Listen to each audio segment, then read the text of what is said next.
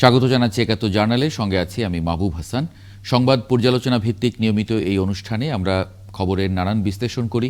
পত্রপত্রিকায়, television, digital media এবং news পোর্টালে যেসব খবর শিরোনাম হয়ে থাকে তা আমরা জানিয়ে দেই। সেই খবরের সঙ্গে যুক্ত মানুষদের আমরা সংযুক্ত করি আমাদের আলোচনার টেবিলে। আমাদের স্টুডিও এবং অনলাইনে সংযুক্ত থাকা অতিথিরা সেসব খবরের গভীরে ঢোকেন। আজ আমার সঙ্গে আছেন সিনিয়র সাংবাদিক সোহরাব হাসান। সোহরাব ভাই, আপনাকে স্বাগত জানাচ্ছি একাত্তর জার্নালে। দর্শক, বিভিন্ন সময় খবর পর্যালোচনায় আরও অতিথি পর্যায়ক্রমে আমাদের সঙ্গে যুক্ত হবেন, তখন তাদেরকেও পরিচয় করিয়ে দেব। চলুন শুরুতেই কয়েকটি অনলাইন নিউজ পোর্টালের খবরের শিরোনাম দেখে আসি। শুরুতেই প্রথম আলো। ওসমান হাদি হত্যাকাণ্ড, ফয়সাল করিম ও তার স্বার্থ সংশ্লিষ্টদের ব্যাংক হিসাবে 127 কোটি টাকার লেনদেন। রাজশাহী বিশ্ববিদ্যালয় আন্দোলনের মুখে দায়িত্ব ছাড়ার সিদ্ধান্ত 6 ডিনের। ময়মনসিংহে পোশাক শ্রমিককে পিটিয়ে ও পুড়িয়ে হত্যা, কি হয়েছিল সেদিন? জাতীয় ঐক্য ও সমঝোতা ছাড়া এত বিভেদ সংকটে দেশ চলতে পারে না। মতিউর রহমান। বাংলা ট্রিবিউন। বিভিন্ন জায়গায় অরাজকতা শুরু হয়েছে, সবাইকে সজাগ থাকতে হবে। তারেক রহমান। বিরোধিতা বাড়লেও অভিবাসন দমনে আরও কঠোর হবেন ট্রাম্প। স্বর্ণের দামে নতুন রেকর্ড, ভরি ছাড়ালো 2,18,000। BDNews24.com। অনলাইনে ভুয়া নথিপত্র বিক্রি, মার্কিন আদালতে বাংলাদেশের বিরুদ্ধে অভিযোগ। বিএনপি নেতার বাড়িতে আগুন, তালা লাগানোর প্রমাণ পায়নি পুলিশ। ঝালকাঠির ঘাটে ফেলে রাখা 450 বস্তা আলু উদ্ধার করল পুলিশ।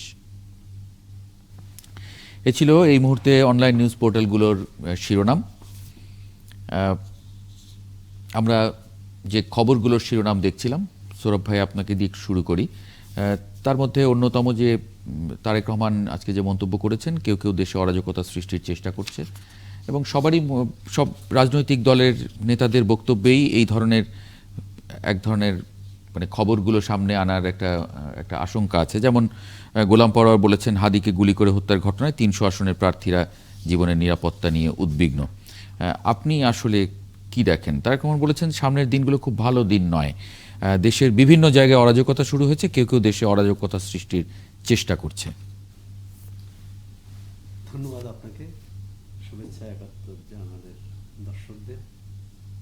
আসলে তো 24 জুলাই অভ্যুত্থানের পর একটা নতুন বাংলাদেশের স্বপ্ন ছিল, সুন্দর বাংলাদেশের, বৈষম্য মুক্ত বাংলাদেশের, শান্তি বাংলাদেশের, এবং সেটাই ছিল কিন্তু শহীদদের প্রতি জাতির অঙ্গীকার। কিন্তু আমরা সেই অঙ্গীকার কতটা রক্ষা করতে পেরেছি? হাদি ঘাতকের হাতে নিহত হলেন, সেখানেই কিন্তু ঘটনা শেষ হলো না। এরপর প্রথম আলো, ডেইলি স্টার, ছায়ানট ভবন, উদীচী কার্যালয়ে আগুন দিয়ে পুড়িয়ে দেওয়া হলো। মানে এই ঘটনা কিন্তু 71-এর পর আর ঘটেনি, যে পত্রিকা অফিসে পুড়িয়ে দেওয়া। 71-এর সংবাদ, পিপলস এবং ইত্তেফাক অফিস পুড়িয়ে দেওয়া হয়েছিল। আর সংবাদপত্র অফিস, টেলিভিশনে হামলা হয়েছে, ভাঙচুর হয়েছে, এবং সেটা হচ্ছে যে তাৎক্ষণিক ক্ষোভ বা বিক্ষোভ বা কোনো গোষ্ঠীর।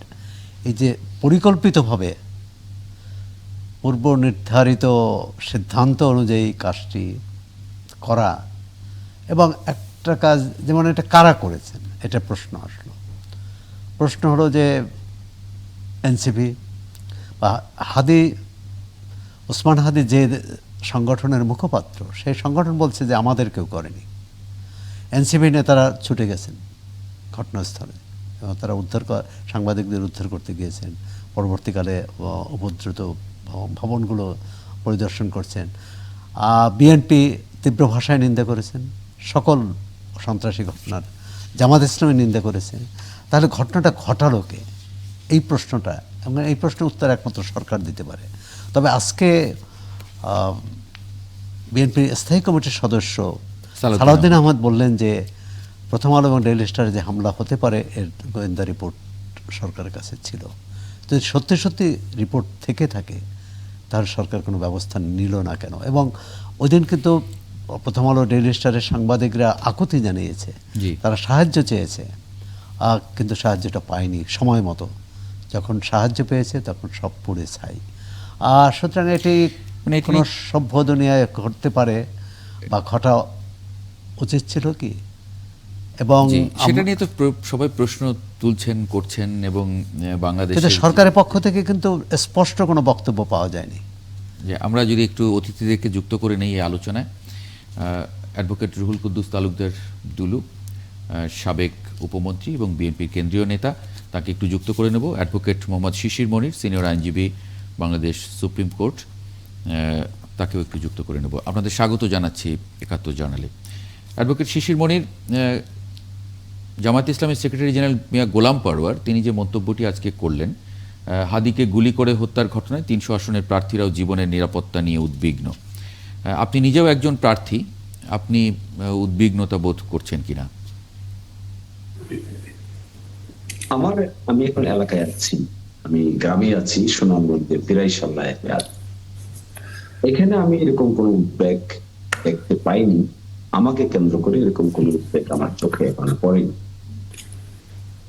কিন্তু হাদির ঘটনাকে কেন্দ্র করে এরকম একটি উদ্বেগ ছড়ানোটা বা আশঙ্কা করাটা অমূলক মনে করি না। আর সেকেন্ড হলো, সরকারের পক্ষ থেকে দেখলাম যে অস্ত্রের লাইসেন্স দেওয়ার ব্যবস্থা নিয়েছে প্রার্থীদের। তো আমি মনে করি সমস্ত অস্ত্রের লাইসেন্সটা, এগুলো দিয়ে তো আর নিরাপত্তা নিশ্চিত করা যায় না।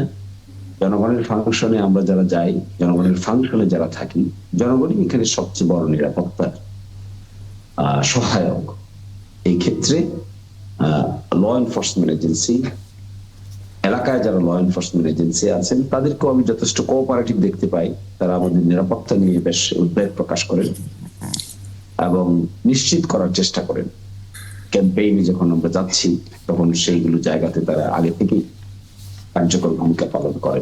জি, প্রত্যেকজন অনিরাপদ কিনা এটা হয়তো সুনির্দিষ্টভাবে বলা কঠিন, কিন্তু আমার জায়গায় আমি এখনো এরকম অনিরাপত্তা কিছু দেখতে পাইনি। দেখতে পাচ্ছেন না।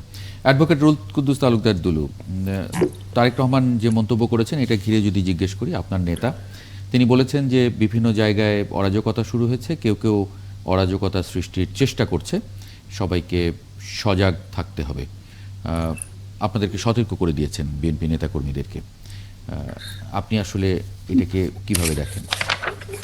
না, এটা তো উনি সঠিকটাই। উনি তো বহু আগেই, উনি আরো প্রায় কয়েক মাস আগে মন্তব্য করেছিলেন যে আগামী নির্বাচনটা অনেক কঠিন হবে। তার কারণই তো এইটাই। আপনারা দেখেছেন যে এই যে আমাদের চিটাগাঙ্গের বিএনপির সংসদ সদস্য পদপ্রার্থী এরশাদুল্লাহ এবং আমাদের শরীফ ওসমান হাদি, এই সমস্ত ঘটনা তো কোনো বিচ্ছিন্ন ঘটনা, এটা তো সবগুলো ঘটনায় পরিকল্পিতভাবে যারা এদেশের নির্বাচনবিহীন 15-16টা বছর অবৈধভাবে যারা থেকেছে, তারা তো চাইবেই যে আগামী নির্বাচন যেন, যে অবাধ নিরপেক্ষ নির্বাচনের জন্য বাংলাদেশের মানুষ প্রায় 2 যুগের বেশি সময় ধরে অপেক্ষা করেছে। এই যে এখানে সাংবাদিক সাহেব আছেন প্রথম আলো, এখানে আমাদের অ্যাডভোকেট শিশির মনির সাহেব আছেন। আমি আপনাদের কাছে একটু জিজ্ঞাসা করি যে 2001 সালের অক্টোবর মাসের 1 তারিখের পর যে নির্বাচন যেটা হয়েছে, 2008 বলেন, 8-এর কথা কেউ বলে না, খালি বলে হচ্ছে 14, 18, 24। 8 সালে কোনো নির্বাচন হয়েছে? 8 সালে তো নির্বাচন হয়নি। 8 সালে তো প্রধান ভারতের প্রেসিডেন্ট তো বলেছে, তার বইতে লিখেই বলেছে কিভাবে আওয়ামী লীগকে ক্ষমতায়, তো 111-এর নায়করা কিভাবে ভোট আগের দিন রাত্রে ভোট ঢুকিয়ে দিয়ে আওয়ামী লীগকে, বিএনপির মতো দল কোনো 30টা সিট পায়। পৃথিবীর ইতিহাসে, এই বাংলাদেশের ইতিহাসে এরকম ঘটনা আছে যে 96-ও বিএনপি আন্দোলন করে, জামাত, জাতীয় পার্টি, আওয়ামী লীগ সবাই মিলে আন্দোলন করেও তো 120টা সিট আমরা এমপি হয়েছি সে সময়। তো যাই হোক, তো বিষয়টা যেটা আমি বলতে চাচ্ছি যে যারা এই যে দেশে অরাজকতা সৃষ্টির মাধ্যমে আজকে শরীফ ওসমান হাদির মতো বীরকে হত্যা করে তারা প্রমাণ করতে চেয়েছে যে আগামী নির্বাচনটাকে কিভাবে বানচাল করা যায়। তো আজকে আমরা মনে করি অবশ্যই আমাদের, আমি নিজেও, আমার আজ থেকে প্রায় 40 বছর আগে আমার লাইসেন্স করা অস্ত্র, আমি গত 15 বছর অস্ত্র আমি ইউজ করিনি। বিকজ আমি জানি আমার বাড়ি যদি চোর চুরি করতে আসে, ওই চোরকে যদি আমি খুন করি তো আমাকে রক্ষার জন্য, আর ওই চোর আওয়ামী লীগ হয়ে যাবে, আমি খুনি হয়ে যাবো। এই জন্য আমি অস্ত্র কোনদিন ব্যবহার করি। অস্ত্র আমি মানে নিরাপত্তার জন্য পুলিশের কাছে এবং প্রশাসনের কাছে জমা দিয়ে রেখেছিলাম। আমি গত 1 সপ্তাহ হলো এই অস্ত্রগুলো আবার ফেরত নিয়ে আমি আবার নতুন করে আজকে ঢাকায় কালকে এগুলো নতুন করে মানে পরিষ্কার পরিচ্ছন্ন করে ব্যবহারের জন্য নিজের নিরাপত্তা। কুদ্দুস ভাই, আপনার কতটা অস্ত্র, আপনি অস্ত্রগুলো বললেন, কতটা অস্ত্র লাইসেন্স? একটা ধরেন পিস্তল আর একটা কি বলে ওটাকে, শটগান। একজন মানুষের দুটো অস্ত্র নিতে পারে। হ্যাঁ, এই দুটো অস্ত্রের কথাই বলছি। তো আমার অস্ত্রগুলো আমি জমা দিয়েছি, দুটো অস্ত্র। তো এখন প্রশ্ন হচ্ছে এটাই যে অস্ত্র আমি রেখে দিয়েছিলাম এই 15টা বছর, আজকে আমার নিজের নিরাপত্তার জন্য অস্ত্র আমাকে নতুন করে আবার মানে নিয়ে ব্যবহারের জন্য মানে উদ্বিগ্ন না, তাহলে তো একটা উদ্বেগের বিষয় যে এই 15 বছর স্বৈরাচারী আমলে আপনাকে অস্ত্র ছাড়াই আপনি নিরাপদ ছিলেন। আমি জানি যে ওই অস্ত্র আমি ব্যবহার করব, সেই অস্ত্রের ব্যবহার করতে গিয়ে আমি নিজে আসামি। বললাম তো, আমাকে যদি কেউ খুন করতে আসে, তাকে যদি আমি মারতে গিয়ে বা সে যদি আহত হয় বা মৃত্যুবরণ করে, আমি খুনি হব।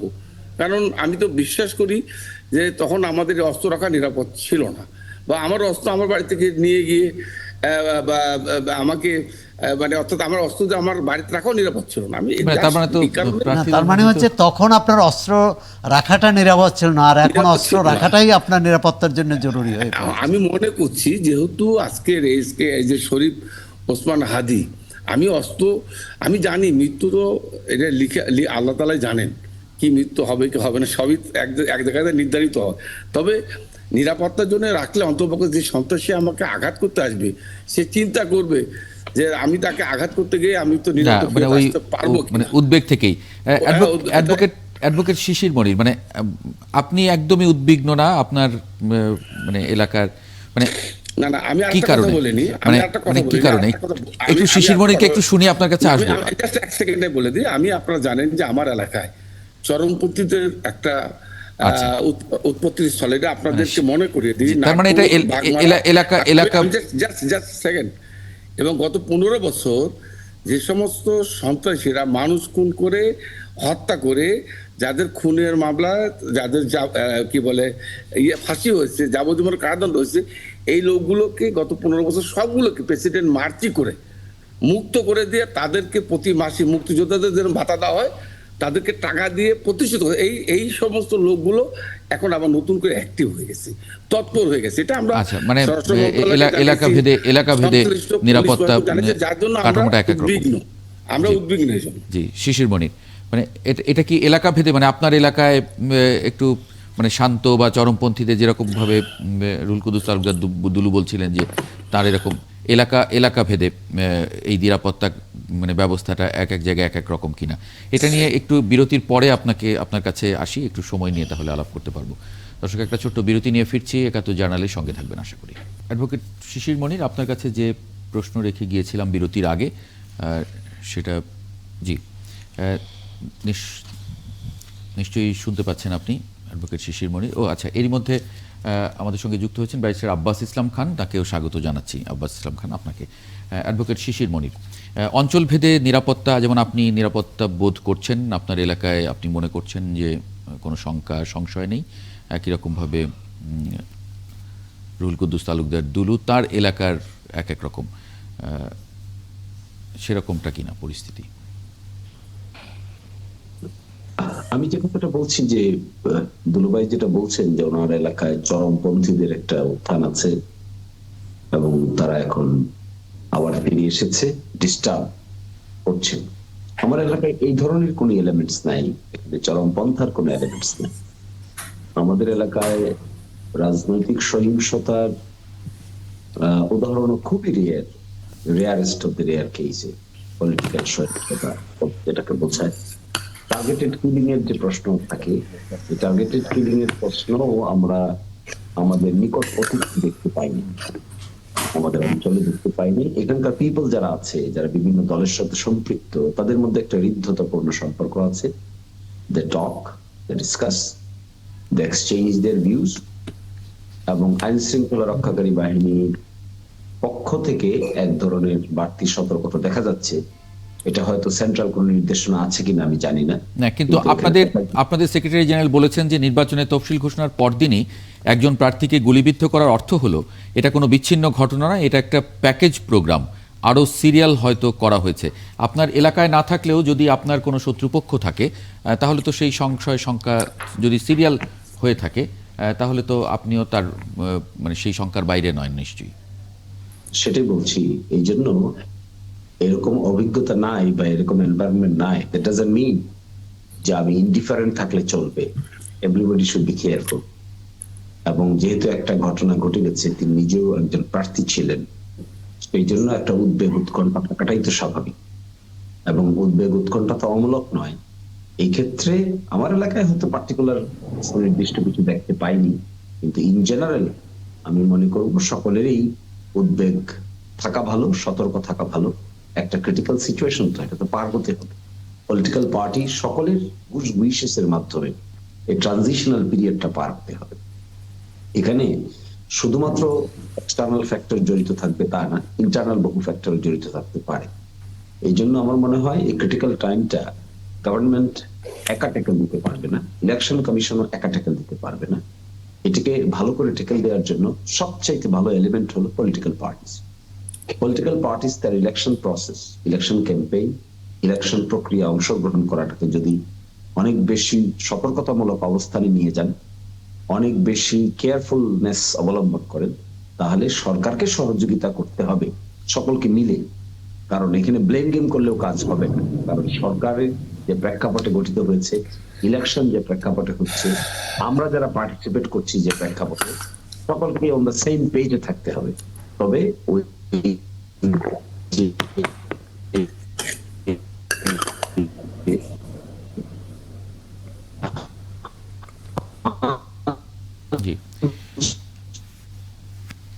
জি, থ্যাংক ইউ অ্যাডভোকেট শিশির মনির। আপনার সংযোগটি নিশ্চয়ই আমরা আরেকবার একটু স্থাপন করতে চাইব, একটু ইন্টারাপ্ট হয়েছে। অ্যাডভোকেট রুহুল কুদ্দুস তালুকদার দুলু, সার্বিকভাবে আইন শৃঙ্খলা পরিস্থিতি নিয়ন্ত্রণে আছে এমনটি ইসি বলেছে, এবং আজকে নির্বাচন কমিশনার বলেছেন যে দলের ভেতরে একাধিক দলের মাঝে ঝুটঝামেলা আছে, কিন্তু সার্বিকভাবে যদি আমরা বলি আইন শৃঙ্খলা পরিস্থিতি নিয়ন্ত্রণে অবশ্যই আছে। মানে আপনি আইন শৃঙ্খলা পরিস্থিতি এইটাকে নিয়ন্ত্রণে থাকা মনে করেন কিনা, যেখানে অস্ত্র উদ্ধারের জন্য আহ্বান আছে রাজনৈতিক দলগুলোর থেকে, নিরাপত্তা প্রশ্ন আছে, আশঙ্কা আছে, শঙ্কা আছে?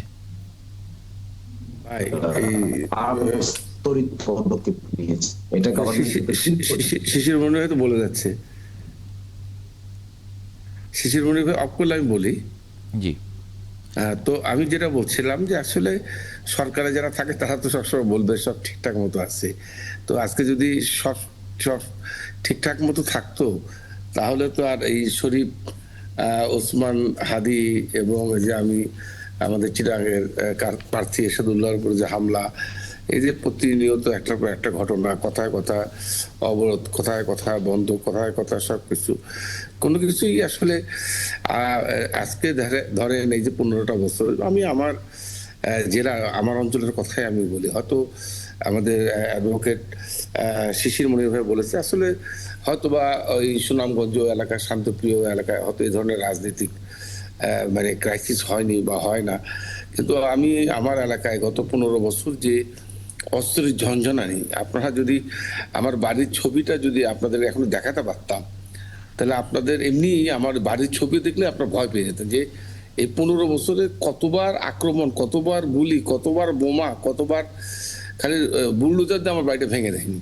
তো এটা জাস্ট আমি আমার উদাহরণ দিয়ে বলছি। এরকম এই জিনিসগুলো ওপেন অস্ত্র নিয়ে যে অস্ত্রবাদী যেটা হয়েছে, এই অস্ত্র তো এই গত এই 1 বছরে কোনো অস্ত্র উদ্ধার হয়েছে? এখন নির্বাচনকে কেন্দ্র করে অস্ত্র উদ্ধারের পরিকল্পনা সরকার নিচ্ছে, কিন্তু আমরা বারবার বলার চেষ্টা করেছি আমার লোকাল অ্যাডমিনিস্ট্রেশন যারা নাটোরে আছে, আপনারা তো এই নাটোরে আপনাদের 71 টিভি এবং এই যে প্রথম আলোর সাংবাদিক আছেন, ওনারা সবসময় এই নিউজগুলো লিড নিউজ হিসেবে প্রচার করেছেন।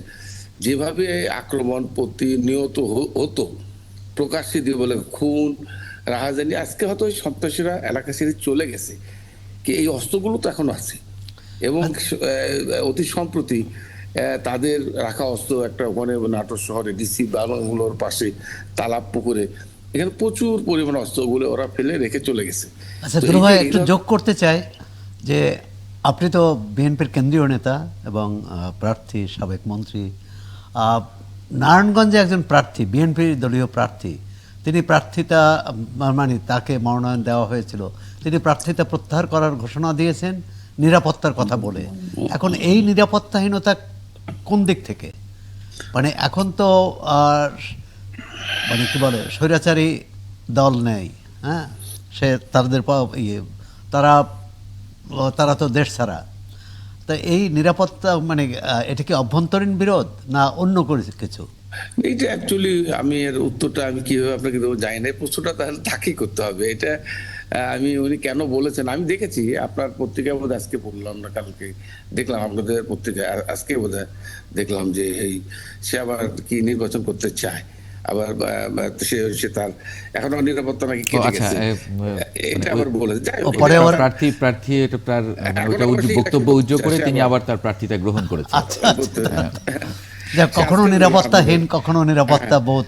আজকে দেখলাম আপনাদের পত্রিকায় সম্মত দেখলাম উনি আবার নির্বাচন করতে চায় আর কি, এলাকার জনগণ নাকি তাকে চাচ্ছে না। এখানে দলের ভেতরে একটা গোলমাল তো আছে, একাধিক প্রার্থী আছে, তার প্রতিদ্বন্দ্বী আছে। একজন ব্যক্তি যিনি 91 সাল থেকে এমপি ছিলেন, দীর্ঘ আমার সঙ্গে তো 3বার এমপি ছিলেন উনি, হ্যাঁ, মানে আমাদের কালাম সাহেব। তো কি কারণে উনি পায়নি আমি তো জানি না। পার্টির হাইকমান্ড তো অ্যাকচুয়ালি আপনারা জানেন যে এবারে নমিনেশনটা একটা ব্যতিক্রম ধর্মী। এবার সাধারণত আমরা এর আগে 3-4বার আমি ইলেকশন করেছি, 4বার করেছি করেছি, বাট 3বার ইলেকশন করে 3বারে এমপি হয়েছি। বাট আমি মনে করি আমাদেরকে সকল ক্যান্ডিডেটদেরকে এক জায়গায় ডেকে নিয়ে এসে পার্টির চেয়ারম্যান, পার্টির স্ট্যান্ডিং কমিটির সামনে আমরা 1 to 1 কিংবা একসঙ্গে ইন্টারভিউ দিয়ে ওনারা যাচাই বাছাই করে হয়তো একজনকে দিত। কিন্তু এবারে ক্যান্ডিডেটটা যে ডিফারেন্ট, যে আমাদের পার্টির হাইকমান্ড বিভিন্ন মিডিয়া মাধ্যমে প্রতিটা 300 সিটে একবার না 8বার 10বার যাচাই বাছাই করে বিভিন্ন নিরপেক্ষ লোককে পাঠিয়ে খোঁজ খবর নিয়ে পুরো মোটামুটি আমি মনে করি আমার দৃষ্টিতে আমি একজন রাজনীতিক কর্মী হিসাবে আমি মনে করেছি যে 95% প্রার্থিতা এটা একটা সঠিক সিদ্ধান্ত। একটা বিচ্ছিন্ন 2-1 এদিক সেদিক হচ্ছে কিনা আমি জানি না, তবে মোটামুটি উনি যাচাই বাছাই করেই এই প্রার্থী মানে মনোনয়ন দিয়েছে। তো এখানে হয়তো বিচ্ছিন্নভাবে 2-1 ঘটনা ঘটতে পারে। এই যে এইটা যে কথা যেটা আপনি বললেন আমি জানি না, আমার বাড়ি তো অন্য অঞ্চলে, আর নারায়ণগঞ্জ। আপনি আপনার প্রেক্ষাপটটা বলতে পারবেন, সেটাই স্বাভাবিক। জি ধন্যবাদ অ্যাডভোকেট রুহুল কুদ্দুস তালুকদার দুলু। আপনাকে ব্যক্তিগত একটি কাজে আপনাকে চলে যেতে হচ্ছে, অনেক ধন্যবাদ আমাদের সঙ্গে যুক্ত। আপনাকে ধন্যবাদ। আমাদের এখানে যারা অংশ করেছেন আমাদের সাংবাদিক সৌরভ ভাই, শিশির মজুর সহ আপনি এবং 71-এর সকলকেই আমি আমার পক্ষ থেকে, আমার দলের পক্ষ থেকে, আমার পরিবারের পক্ষ থেকে, আমার নাটোরের মানুষের পক্ষ থেকে ধন্যবাদ জানাচ্ছি। আসসালামু আলাইকুম। ওয়ালাইকুম আসসালাম, আপনার জন্য শুভকামনা। আব্বাস খান, আমরা যে আলোচনায় ছিলাম আজকে ডেইলি স্টার এবং প্রথম আলোর ডেইলি স্টারে হামলা সরকারের দুর্বলতার কারণে মবতন্ত্র প্রশ্রয় পেয়েছে, এমন একটি মন্তব্য করেছেন সালাউদ্দিন আহমদ।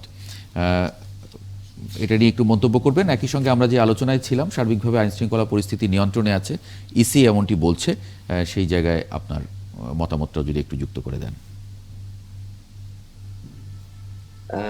ওসমান হাদিবের যখন মৃত্যুর সংবাদটা আমরা পাই সোশ্যাল মিডিয়ার মাধ্যমে, এর পরপরই কিন্তু উইদিন 30 মিনিটসের মধ্যে কিন্তু আমরা দেখছি প্রধান উপদেষ্টা নিয়ে একটা ভাষণ দিয়েছেন অনলাইনে এবং টেলিভিশন মিডিয়াগুলোর মাধ্যমে। কিন্তু যেটা সরকারের করা উচিত ছিল, যে সরকার 1 সপ্তাহ সময় পেয়েছিল অ্যান্টিসিপেট করার, যে এই ধরনের যদি তার মৃত্যুর সংবাদটা চলে আসে তাহলে এক ধরনের মানুষের মধ্যে যে রাগ ক্ষোভ রয়েছে, সেই রাগ এবং ক্ষোভগুলোকে ইউটিলাইজ করার জন্য বহু এলিমেন্ট রয়েছে। তারা চেষ্টা করবে যে রাগ এবং ক্ষোভগুলোকে কোনোভাবে ব্যবহার করা যায় কিনা।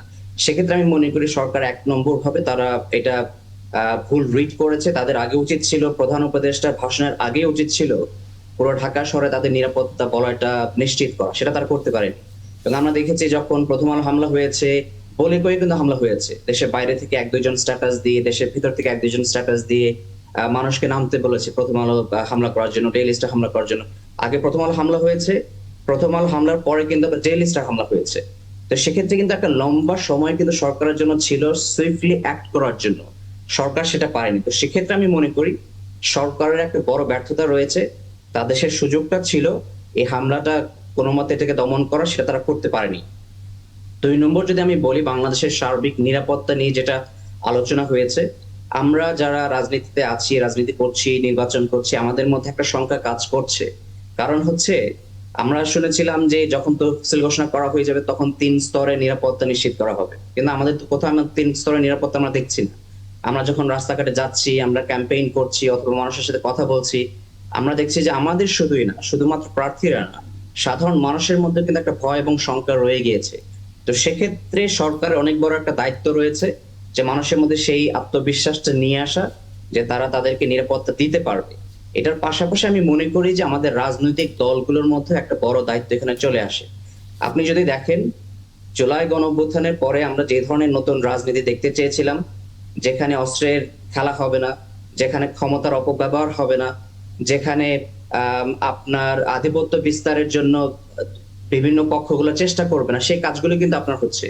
আপনি দেখেন একদিকে বিএনপির নিজেদের যখন মনোনয়ন নিয়ে যখন মনোনয়ন ঘোষণা দেওয়া হলো, সেখানে তাদের যারা মনোনয়ন পায়নি তারা রাস্তা ব্লক করেছে, তারা ওই প্রার্থীদেরকে অনেক সময় হুমকি দেওয়ার ব্যাপার আমরা শুনেছি।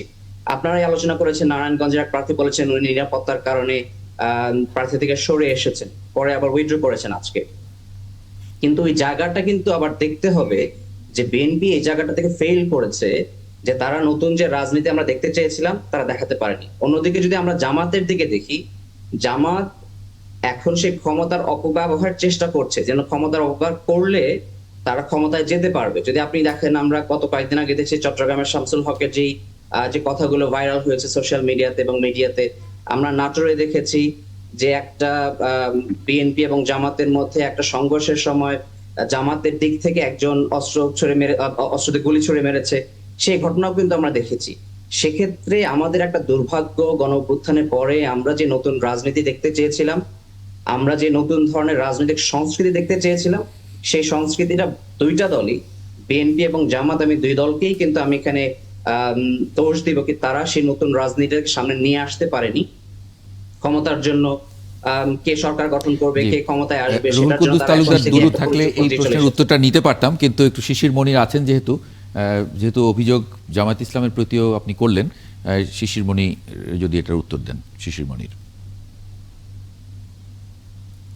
যে অভিযোগ করেছেন তার উত্তরটা আমি এভাবে দিতে চাই যে জামাতের নেতৃবৃন্দ যদি নতুন রাজনীতি দেখাতে না পারেন বা দেখাতে ব্যর্থ হন, তাহলে কনসিকুয়েন্স উইল বি সিমিলার।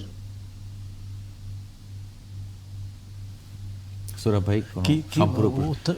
মানে উনি উত্তর দিলেন যে যদি একই রকম হয়, আগের সেই রাজনীতি যদি জামাত ইসলাম করে যায় তাহলে সেটার কনসিকুয়েন্স সিমিলারই হবে। না, এটা কি জামাত করে যায় না সব দল করে, সেটাই বোধহয়। না, উনি বলতে জামাতেরটার উত্তরই দিয়েছেন।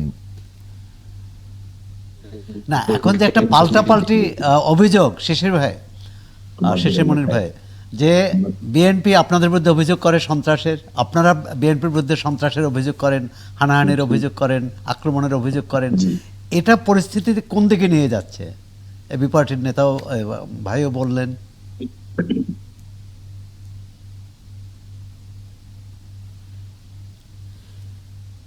আপনি শুনতে পাচ্ছেন? একটা রাজনৈতিক মানে খুব দুর্বল সংযোগটি। না, আরেকবার একটু উনি যুক্ত করে নেই, আমরা তখন যুক্ত হবে, একটু হয়তো সময় লাগবে, সেই সময় আমি যদি আপনার মন্তব্যটা নেই। যেটি বললেন আব্বাস ইসলাম খান, যে এটা তো ঠিক যে রাজনৈতিক দলগুলো মানে তার চরিত্র বদলেছে কিনা, আপনি বিশ্লেষক হিসেবে দেখেন কিনা? আসলে জুলাই অভ্যুত্থানে তো সব দলের অংশগ্রহণ ছিল, ছোট বড়, নতুন পুরনো, এবং এক ধরনের রাজনৈতিক সংহতি সম্প্রীতি প্রত্যয় ছিল। সে প্রত্যয় থেকে নির্বাচন যতই কাছাকাছি আসছে তখন এটি ক্ষমতায় যাওয়ার প্রতিযোগিতার মধ্যে যাওয়ার প্রতিযোগিতা পড়ে গেছে এবং সেখানে বিএনপি এবং জামাত ইসলামী প্রধান প্রতিদ্বন্দ্বী। সুতরাং অন্য দলগুলো এক ধরনের তারা কি বলে মানে নিরপেক্ষ সেই মানে না, ভূমিকা নিরপেক্ষ না, তাদেরকে সাইডলাইন করা হয়েছে, মানে তাদের তারা যেন মাঠের বাইরে, এরকম কিন্তু একটা ধারণা। এবং সুতরাং এটা কিন্তু এক ধরনের বিপজ্জনক, কারণ জনগণই ঠিক করবে যে কে নির্বাচিত হবে না হবে। কিন্তু সেই পরিবেশটা যদি না পান সব দল, ধরেন 30টি দলের সাথে আলোচনা করেছে জাতীয় ঐকমত্য কমিশন, কিন্তু পরবর্তীকালে দেখলাম যে সেখানে 3টি দলই প্রাধান্য পেল। তাহলে অন্য দলগুলোর তাদের কোনো বক্তব্য নেই। আর যদি সংখ্যাগরিষ্ঠতার ভিত্তিতে এই জাতীয় ঐকমত্য কমিশন সিদ্ধান্তগুলো নেয়, সেক্ষেত্রে তো ওই 27টি দলকে উপেক্ষা করার কোনো সুযোগ থাকে না। কিন্তু এটি হয়েছে, যেটি শিশির মনির ভাই বোধহয় এসেছেন, আপনি শুনতে পাচ্ছেন? শুনতে পাচ্ছি। আচ্ছা, আর যেটা হচ্ছে যে এক ধরনের অভিযোগ আছে, আব্বাস আলী ভাই বললেন এবং এর আগেও বিভিন্ন, আপনারা বিএনপির বিরুদ্ধে অভিযোগ করেন যে তারাই হানাহানি উস্কে দিচ্ছে, জবরদখল করছে, দখলবাজি করছে, প্রশাসনে হস্তক্ষেপ করছে। আবার বিএনপিও একইভাবে আপনাদের বিরুদ্ধে অভিযোগ করছে, একই অভিযোগ। এবং আব্বাস আলী ভাই পাবনার ঘটনাটাও উল্লেখ করেছেন যে একজনের হাতে অস্ত্র পাওয়া গিয়েছিল। এই পরিস্থিতি কেন তৈরি হলো? এটা এর বাইরে আমরা থাকতে পারতাম না? যে গণ অভ্যুত্থানের পরের যে রাজনীতি, সেটা অন্যরকম হওয়ার কথা ছিল না? হ্যাঁ, অন্যরকম হওয়ার কথা ছিল এবং অন্যরকম হোক এটা আমরা সকলেই চেয়েছিলাম। কিন্তু অন্যরকম না হওয়ার ক্ষেত্রে সবচাইতে বড় যে ভূমিকা পালন করছেন সেটি বিএনপি। বিএনপিকে আপনি যদি ক্লোজলি অবজার্ভ করেন তাহলে দেখবেন তাদের কর্মকাণ্ড পরিচালনার ক্ষেত্রে তারা অনেক বেপরোয়া ভূমিকায় চলে গেছেন। তাদের লোককে, হাজার হাজার লোককে তারা বহিষ্কার করছেন। বহিষ্কার করার পরেও কর্ম যেটা পরিচালনা করছেন সেটা চালিয়ে যাচ্ছেন এবং যে অভিযোগে করছেন সেই অভিযোগ থেকে কিন্তু এত পদক্ষেপ নেওয়ার পরেও, ডিসিপ্লিনারি অ্যাকশন নেওয়ার পরেও ওই অভিযোগ থেকে মুক্ত হতে পারছেন না। এটার মূল কারণ হলো আমার বিবেচনায় বিএনপির মধ্যে ডিসিপ্লিন ইজ ভেরি উইক। এবং এই তুলনায় জামাত ইসলামীর একটা দুইটা ঘটনাকে আমি ছোট করে দেখার পক্ষে নই।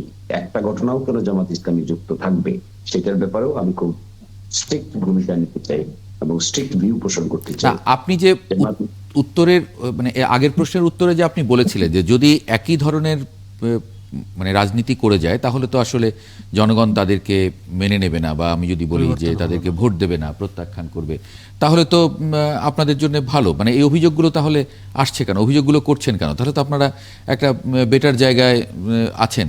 সুতরাং আপনি এই যে অভিযোগগুলো আনছেন, আবার ওরা উল্টো অভিযোগগুলো আনছে, মানে সেই জায়গায় যদি প্রশ্নটা করি। হ্যাঁ, সেই জায়গায় প্রশ্ন করলে উত্তর কি হবে? এই যে অভিযোগ আনছেন, অভিযোগের সত্যতাটা তো শেষ বিচারে কে দেখবে? জনগণ দেখবে। তো শেষ বিচারে জনগণ কি দেখছে আপনি প্র্যাকটিক্যাল ফিল্ডে গ্রামে গঞ্জে আসলে দেখতে পাবেন যে বিএনপির মতো একটি দলের অ্যাক্টিভিটির, এই সমস্ত অ্যাক্টিভিটির রেজাল্টটা তুলে ধরা আরেকটা রাজনৈতিক দলের কাজ। মানে তাহলে তো পরিবেশটা, তাহলে ভোটের যে সুস্থ পরিবেশ থাকার কথা সেটি নেই বলে মনে করেন আপনি? আমি মনে করি না। আমি মনে করি ভোটের সুষ্ঠু পরিবেশ আছে। সেই ক্ষেত্রে রাজনৈতিক দলগুলোকে আরো অনেক বেশি সতর্কতার সহিত ইলেকশন কমিশন এবং সরকারকে সহযোগিতা করা দরকার। যেহেতু একটা সিকিউরিটি পারপাস এখানে রয়েছে, সিকিউরিটি প্রবলেমও দেখা দিচ্ছে, সেই জন্য এই ট্রানজিশনাল পিরিয়ডে সম্মিলিতভাবে সকল রাজনৈতিক দল, আইন শৃঙ্খলা বাহিনী এবং একই সাথে সরকার এবং ইলেকশন কমিশন গুড উইশেস তারা প্রকাশ করা দরকার যেন ইলেকশন প্রসেসটা সঠিকভাবে উত্তরণ করা যায়। একটা জিনিস কিন্তু মাথায় রাখতে হবে, আমরা সামটাইমস খুব আইডিয়ালিস্টিক হয়ে যাই। বাংলাদেশে একটা গণ অভ্যুত্থানের পরে একটা ট্রানজিশনাল পিরিয়ড পার হতে যাচ্ছে। এটি স্মুথ হবে আর এটার মধ্যে ইফ এবং বাট থাকবে না, এটি ভাবাটাই আমার দৃষ্টিতে সঠিক না। এই পলিটিক্যাল কালচারটা তৈরি হতে কিন্তু সময়ের প্রয়োজন হবে। এই সময়ের প্রয়োজনটাকে আমরা হঠাৎ করে ঠিক করতে পারবো না, কেউই ঠিক করতে পারবে না। তবে উচিত ঠিক করার প্রতিযোগিতা করা, এই কার চেয়ে বেশি ঠিক করতে পারে। কিন্তু সেই ক্ষেত্রেও ডেভিয়েশন দেখা যাচ্ছে। এই ডেভিয়েশনটাকে আমি মনে করি this is a particular deviation by a particular political party. It was not expected. It should not be. কিন্তু however যে বা যারা করছেন তারা যদি এগুলো কন্টিনিউ করে থাকেন তাহলে consequence will be the same as it happened earlier. এই জন্য আমি সকলের জন্য সতর্ক বাণী মনে করি, যদি সত্যিকার অর্থে হয়ে থাকে, মিথ্যা কোনো ঘটনা না হয়ে থাকে, মিথ্যা কোনো ঘটনার কারণে ব্লেম গেম না হয়ে থাকে, তাহলে সকলেরই সতর্ক হওয়ার বিষয় আছে। এই ধরনের কর্মকাণ্ড জনগণ মোটেও পছন্দ করে না, এই ধরনের কথাবার্তাও জনগণ পছন্দ করে না। আমি কিছু রাজনৈতিক দলের নেতৃবৃন্দের কথাবার্তায় মনে হয় যে খুবই অস্বাভাবিক। অতীতেও আমরা এই ধরনের কথাবার্তা যারা বলতেন তাদেরকে নিয়ে মানুষ হাসাহাসি করতো। তো তাদেরকেও কেয়ারফুল হওয়া প্রয়োজন আছে। আদারওয়াইজ রুট লেভেলে কেউই এই ধরনের, মানে এটা কি সব দলের ক্ষেত্রেই বললেন, আপনার দলের নেতাদের ক্ষেত্রেও বললেন? যে কেউই অস্বাভাবিক কথা বলবেন কিংবা আনরিজনেবল কথা বলবেন, এই আনরিজনেবল কথাগুলো রুট লেভেলে সোশ্যাল মিডিয়াতে বড় ধরনের রিপারকেশন আছে। আমরা যারা গ্রামে থাকি এভরিডে উই সি রিপারকেশন। সুতরাং everybody should be very careful. জি দর্শক, একটা ছোট্ট বিরতি নেব একাত্তর জার্নালে, ফিরছি কিছুক্ষণের মধ্যেই, সঙ্গে থাকবেন আশা করি। বিরতির পর আরেকবার স্বাগত জানাচ্ছি একাত্তর জার্নালে। আমরা যে আলোচনায় ছিলাম, যদি আব্বাস ইসলাম খান, আপনাকে এই প্রশ্নটা একটু করতে চাই। আজকে সালাউদ্দিন আহমদ মন্তব্য করেছেন যে এই ঘটনায় সরকারের দায়িত্ব সবচেয়ে বেশি ছিল। তিনি উল্লেখ করেছেন প্রথম আলো, ডেইলি স্টারের ওই ঘটনা এবং ওই কনসিকোয়েন্সে আরও অনেকগুলো ঘটনা, যেটা আসলে হাদির যে হত্যাকাণ্ড সেটার সঙ্গে এর একেবারেই সম্পৃক্ততা নেই। এরকম অনেক ঘটনা, ছায়ানটে হামলা হয়েছে, উদীচিতে হামলা হয়েছে। তিনি বলেছেন যে এরকম একটা মানে প্রেডিকশন ইন্টেলিজেন্স রিপোর্টে থাকে, আমরা জেনেছি সেই ইন্টেলিজেন্স রিপোর্ট, কিন্তু সেটা আমলে নেওয়া হলো না কেন? তিনি সরকারকে দায়ী করছেন বা সরকারের দিকে দায় দেখছেন। আইন শৃঙ্খলা রক্ষাকারী বাহিনীর ভূমিকা নিয়ে প্রশ্ন তুলেছেন তিনি বলেছেন যে শুনেছি 1-2 ঘন্টা পরে এসেছে। মানে হাদির হত্যাকাণ্ড, হাদিকে আক্রমণ করার সঙ্গে এটার আসলে কি মানে সম্পর্ক কি? আসলে কোনো সম্পর্ক দেখেন? আব্বাস ইসলামও কিন্তু তাই বলেছেন। উনিও বলেছেন যে প্রথম আলোতে আগুন দেওয়া হলো, তার 1-1.5 ঘন্টা পরে ডেইলি স্টার হলো। তাহলে যদি সরকারের যদি ওরকম সদিচ্ছা থাকতো তাহলে তো ওটা ঠেকাতে পারতো, ঠেকানো উচিত ছিল। সেই কথা একই কথা, দুজনের অভিযোগের সুরই কিন্তু এক। হ্যাঁ, মানে এখানে মানে মবক্রেসি, মানে চেয়েছিলাম ডেমোক্রেসি, তিনি বলেছেন সালাউদ্দিন আহমদ, আমরা তো চেয়েছিলাম ডেমোক্রেসি, কিন্তু কেন হয়ে যাবে মবক্রেসি? মানে একটা মব হলে তো সেখানে আসলে আমরা যতগুলো মব হয়েছে সেখানে কিন্তু কখনোই দেখিনি যে রাষ্ট্রকে এগিয়ে আসতে। একটু আনমিউট করতে হবে বোধহয়। একটু যদি ভিন্নভাবে দেখি, আপনার গত 16-17 বছরে যে পরিমাণ ইয়াং জেনারেশন তাদের কথা, তাদের স্বাধীনতা, কথা বলার স্বাধীনতা পায়নি, তাদের মত প্রকাশের স্বাধীনতা পায়নি, এবং যে ধরনের গুম, খুন, নির্যাতন শিকার হয়েছে হাজার হাজার মানুষ, এই যে এক ধরনের ট্রমা কাজ করেছে গত 16-17 বছরে। 2 নম্বর হচ্ছে, আপনি দেখবেন যে জুলাই গণঅভ্যুত্থানের সময়ও একটা বড় ইয়াং জেনারেশন, তারা কখনোই রাজনীতির সাথে সম্পৃক্ত ছিল না, হয়তো তারা কখনোই গুম খুনের শিকার হয়নি অথবা জানে না সেই ভয়াবহতা, কিন্তু এই জুলাইতে যখন দেখলো যে তাদের বন্ধুরা মারা যাচ্ছে, তাদের বন্ধুদেরকে ধরে জেলে নেওয়া হচ্ছে, পেটানো হচ্ছে, এই জিনিসগুলো তাদেরকে নাড়া দিয়েছে। এই যে একটা ট্রমা জুলাই গণঅভ্যুত্থানের সময়, সেই ট্রমাটাকে কিন্তু 1-1.5 বছরে সরকার চ্যানেল করতে পারেনি, 1 নম্বর।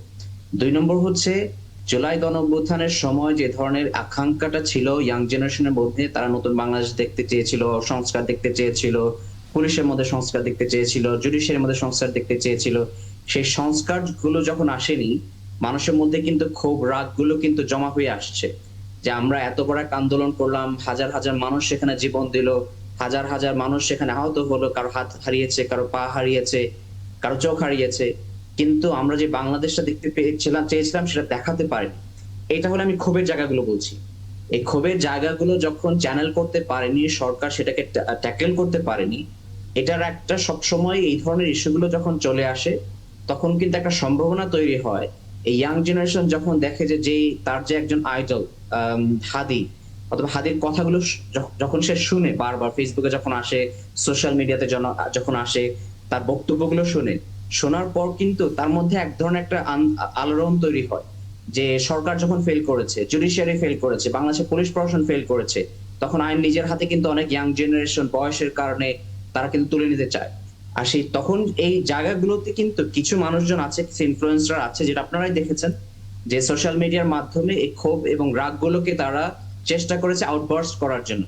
সরকার একদিকে ফেল করেছে সেটাকে চ্যানেল করার জন্য, তাদেরকে বোঝানোর জন্য, অন্যদিকে এই ধরনের যারা সোশ্যাল মিডিয়া ইনফ্লুয়েন্সার আছে তারাও সেটাকে ব্যবহার করেছে তাদের নিজস্ব বিভিন্ন এজেন্ডা বাস্তবায়নের জন্য। 1 নম্বর। 2 নম্বর হচ্ছে আমাদের মধ্যে তো এটাও সন্দেহ জাগে যে পুলিশ প্রশাসন কেন 1 ঘন্টা পরে যাবে। কাউরান বাজার কিন্তু খুব ইম্পর্টেন্ট একটা এলাকা ঢাকার মধ্যে, তাই না? এবং শাহবাগ থেকে খুব বেশি দূরেও কিন্তু নয়। শাহবাগে তখনই কিন্তু অনেক ছাত্ররা, ইয়াং ছেলেপেলেরা তারা কিন্তু জড়ো হচ্ছিল। তো সেক্ষেত্রে সরকারও সেটা বোঝা উচিত ছিল যে এই ধরনের ঘটনা ঘটতে পারে। আপনি বলেছেন ইন্টেলিজেন্স কিন্তু এই ধরনের রিপোর্ট থাকার কথা, কিন্তু এখানেও একটা প্রশ্ন আসে যে ইন্টেলিজেন্সের মধ্যে অনেক এলিমেন্ট রয়েছে, সেখানে কি সরকারের কোনো ধরনের নিয়ন্ত্রণ আছে কিনা? কারণ আপনাকে স্বরাষ্ট্র মন্ত্রণালয় কিন্তু পুলিশ প্রশাসনের সাথে কিন্তু আপনার নিয়ন্ত্রণ থাকা প্রয়োজন। আপনার ইন্টেলিজেন্স, যেটা সরকার ইন্টেলিজেন্স নিয়মিত পায়, সেটাকে অ্যাক্ট সুইফটলি যিনি অ্যাক্ট করতে পারে সেটা থাকা প্রয়োজন। কিন্তু সেই ধরনের 1 নম্বর হচ্ছে সেই ইন্টেলিজেন্স তারা কোনো মতে উইথহেল্ড করে রেখেছে কিনা। 2 নম্বর, যেন সরকার অ্যাক্ট করতে না পারে। এবং সেটাই যদি হয়ে থাকে, সরকার এখন পর্যন্ত কেন তারা বলছে না তাদের ফেইলিওর কেন হয়েছে? আমরা কিন্তু অনেক বেশি আলোচনা করছি, মব হয়েছে, মব হচ্ছে, হামলা হয়েছে, কিন্তু যে জিনিসটা আমাদের ফোকাস করা দরকার, Y hour intelligence fail. Number 2 হচ্ছে আমাদের পুলিশ প্রশাসন কেন এখানে ফেল করেছে। 3 নম্বর হচ্ছে তারা জানার পরেও কিন্তু তারা সুইফটলি অ্যাক্ট কেন করে না। সরকারকে যখন আমরা জবাবদিহি না করতে পারবো, আমরা যখন মব নিয়ে যারা মব করেছে অবশ্যই তারা দোষী, তারা দোষ করেছে, কিন্তু সেটাকে যখন আমরা ফোকাস করব তখন যেটা হবে, আরো কিছু ক্ষুব্ধ এবং ইয়াং জেনারেশন যারা রয়েছে তারা চিন্তা করছে যে এই ধরনের স্যাবোটাজ করলে উপকার কারা হচ্ছে। এই ধরনের স্যাবোটাজ করলে ডেফিনেটলি উপকার হচ্ছে যারা ডিপ স্টেট, যারা এলিমেন্ট আছে, যারা সরকারকে বেকায়দায় ফেলতে চায়। এই ধরনের স্যাবোটাজের কারণে আপনি আওয়ামী লীগই আলটিমেটলি উপকৃত হচ্ছে। কারণ আমরা যারা জুলাই আন্দোলনে ছিলাম, রাজনৈতিক দলগুলো যারা জুলাই আন্দোলনের মাঠে ছিল, এটাকে তাদের কোনো বেনিফিট দিচ্ছে না। এই মব, যে মবসে ক্রিয়েট হয়েছিল প্রথম আলো এবং ডেইলি স্টারে, জি, এটার উপকার কিন্তু আলটিমেটলি পাচ্ছে আওয়ামী লীগ, সৌরভ ভাই, যদি এবং শিশুমণির একটা কাছে এলিমেন্ট কোনো পাচ্ছে প্রশ্ন তারা থাকে, সরকারকে দোষারোপ করতে পারছে। আমরা এই আলোচনাটা শেষ করতে চাই। আর শেষে মনির ভাই, একটা প্রশ্ন, যে হাদের উপর যে নারকীয় হামলা এবং তাকে হত্যা করা হলো, সেই হত্যার সঙ্গে পরবর্তীকালে ডেইলি স্টার, প্রথম আলো, ছায়ানট এবং উদীচী অফিসে হামলার বা আগুন দেওয়ার কোনো যোগসূত্র কি আছে?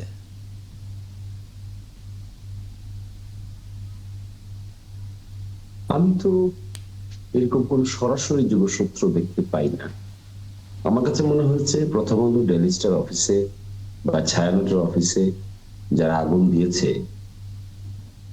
এটি খুবই অবিবেচনাপ্রসূত কাজ এবং হঠাৎ এক্সাইটমেন্ট। এবং বেশ কিছু চেহারাও আমি দেখেছি ভিডিওতে, সোশ্যাল মিডিয়াতে যে চেহারাগুলো এসেছে, সেগুলো কোনো ম্যাচিউরড রাজনৈতিক দলের মানুষ বলে আমার কাছে মনে হয়নি। আমাদের সংগঠনেরও কোনো মানুষকে আমি চিনি না এইভাবে। ফলে কারা এখানে জড়িত আছে, ভিডিওটা দেখে উই শুড আইডেন্টিফাই দেম। এটা তো অ্যালাউ করা যায় না।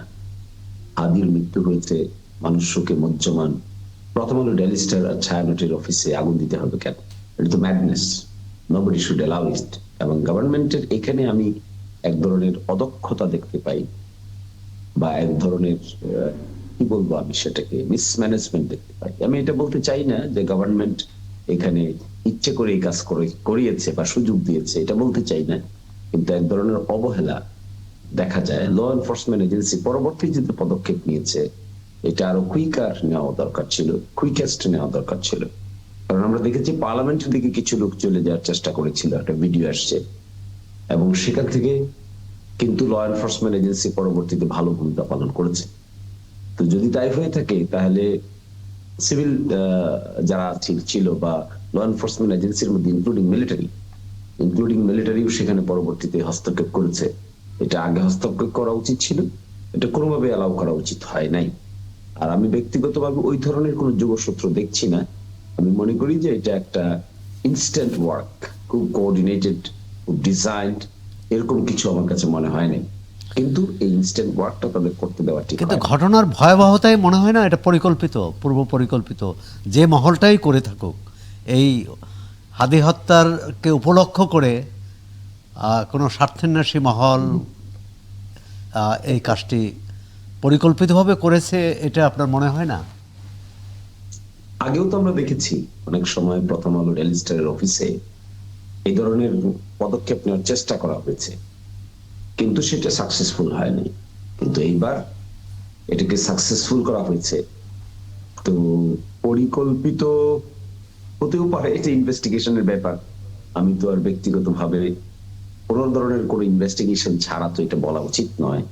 কিন্তু সাথে সাথে যেটা ইনস্ট্যান্টলি দেখেছি, অনেক সময় আমাদের অভিজ্ঞতা বলে যে অপরাধের প্রবণতা অনেক সময় এক্সাইটমেন্ট থেকে ইনস্ট্যান্টলি যেটা হয়, এটা ডিজাইন করার চাইতেও ইনস্ট্যান্টলি বেশি প্রবণতা বা ক্ষয়ক্ষতির পরিমাণ বেশি হয়। তো সেইভাবে ইন্টারপ্রিট করলে দেখা যায় যে এটা ইনস্ট্যান্টলি তারা হয়তো ডিসাইড করেছে, ইনস্ট্যান্টলি পদক্ষেপ নিয়েছে। কিন্তু গভর্নমেন্টের উচিত ছিল, ল এনফোর্সমেন্ট এজেন্সির উচিত ছিল এটাকে কঠোর হস্তে দমন করা, কোনোভাবেই এলাও করা উচিত জি। হয়নি বলে আমি মনে করব।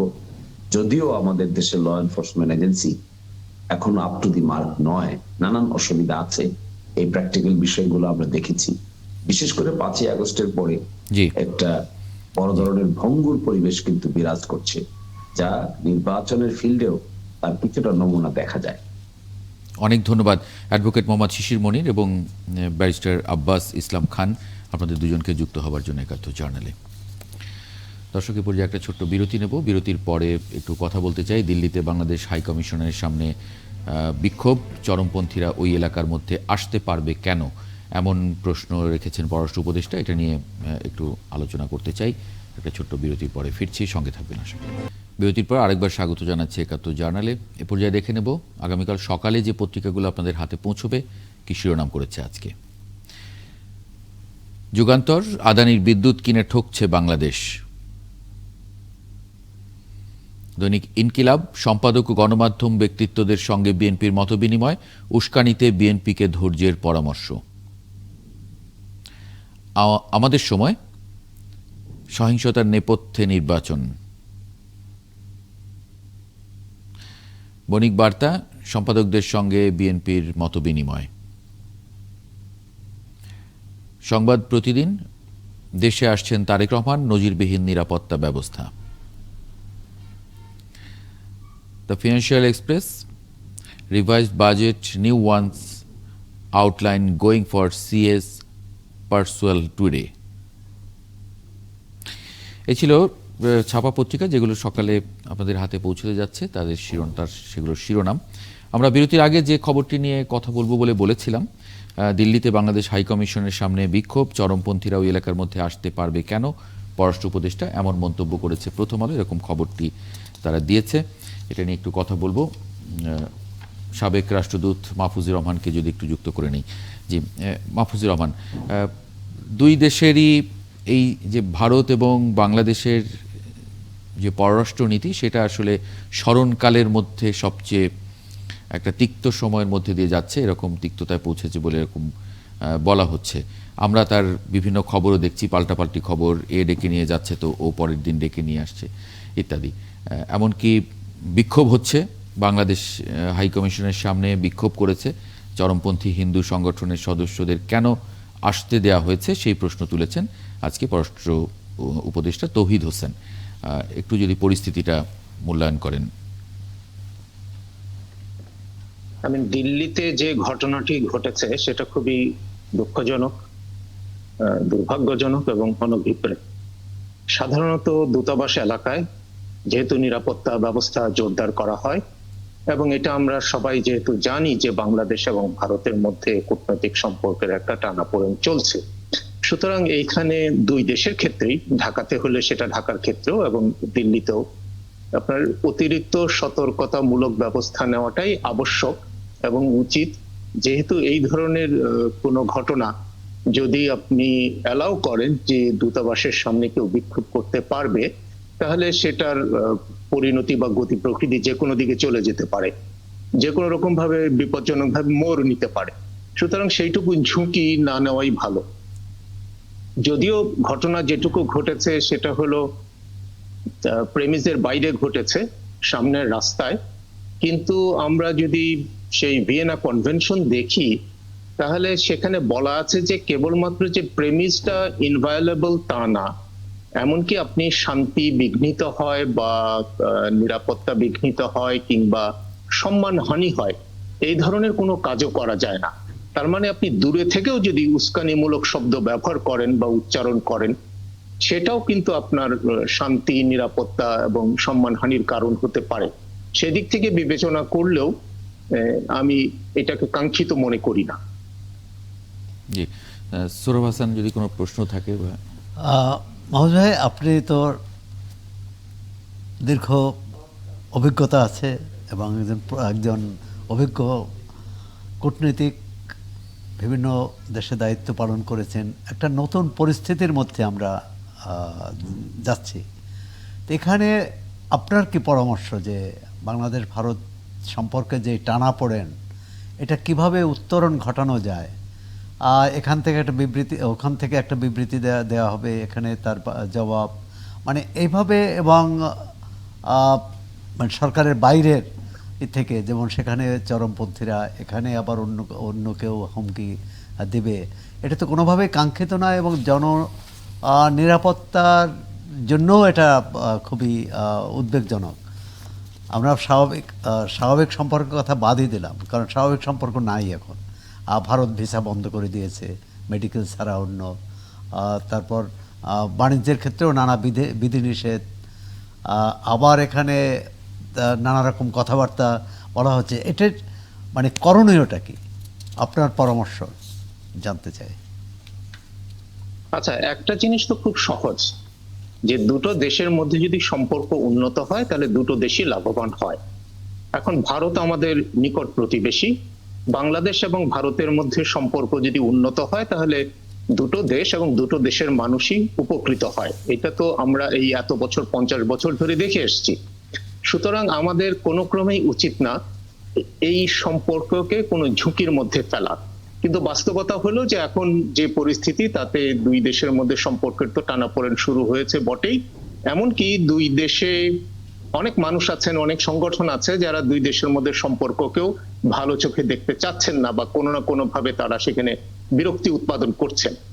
এইরকম ক্ষেত্রে আসলে সরকারের দায় বা দায়িত্ব একটুখানি বেড়ে যায়, কারণ সরকার তো দায়িত্বশীল হয়। সুতরাং সরকারের দায়িত্ব এখানে বেশি, যাতে কোনোভাবেই এটা এসকেলেট না করে। আমাদের কথাবার্তায়, আচার আচরণ, কার্যক্রম সবকিছুতে ডি এসকেলেট করার একটা প্রবণতা বা ইচ্ছা থাকা উচিত এবং একটা সদিচ্ছা থাকা উচিত। যদি সরকার হিসেবে আমরা সেখানে ব্যর্থ হই, তাহলে অন্যান্য পক্ষ তো এই সুযোগ নিবেই এবং তখন সম্পর্কের অবনতি হওয়াটা আরো মানে বিচিত্র কিছু হবে না। এবং সম্প্রতি রাষ্ট্রদূত হুমায়ুন কবির এও বলছেন যে উস্কানিতে পা না দেওয়া, মানে সেটা মানে ভারতের কোনো পক্ষের উস্কানিতে আমরা যাতে পা না দেই, মানে বিপদ ডেকে না আনি। জি অবশ্যই, মানে আমরা যদি বিশ্বাস করি যে দ্বিপাক্ষিক সম্পর্ক উন্নত হলে আমাদের বা আমাদের দেশের জনগণের বেনিফিট হয় এবং আন্তর্জাতিকভাবে জাতি হিসেবে বাংলাদেশ একটা মর্যাদার জায়গায় থাকতে পারে, যে আমরা সুপ্রতিবেশী, এটা আমরা যদি প্রতিষ্ঠা করতে চাই, তাহলে তো আমাদের দায় আছে। ভারত কি করলো না করলো সেদিকে না তাকিয়ে, সুতরাং আমাদের উচিত হলো কোন রকম সুযোগ না দেয়া, বা ওই যে যেটা রাষ্ট্রদূত হুমায়ুন কবির বলেছেন, যে কোনো উস্কানিতে পা না দেওয়া। জি, অনেক ধন্যবাদ মাহফুজুর রহমান যুক্ত হবার জন্য। আপনাকে ধন্যবাদ, শুভেচ্ছা। জি, শুভেচ্ছা। সোহরাব হাসান, আপনাকেও ধন্যবাদ এবং আপনার জন্য শুভেচ্ছা। শেষ করলাম। জি, শুভরাত্রি। শুভরাত্রি। দর্শক, আপনাদেরকেও ধন্যবাদ জানাচ্ছি ৭১ জার্নাল আজ দেখার জন্য। আগামীকাল একই সময় দেখার আমন্ত্রণ জানিয়ে রাখছি। সঙ্গে পাবো আশা করি।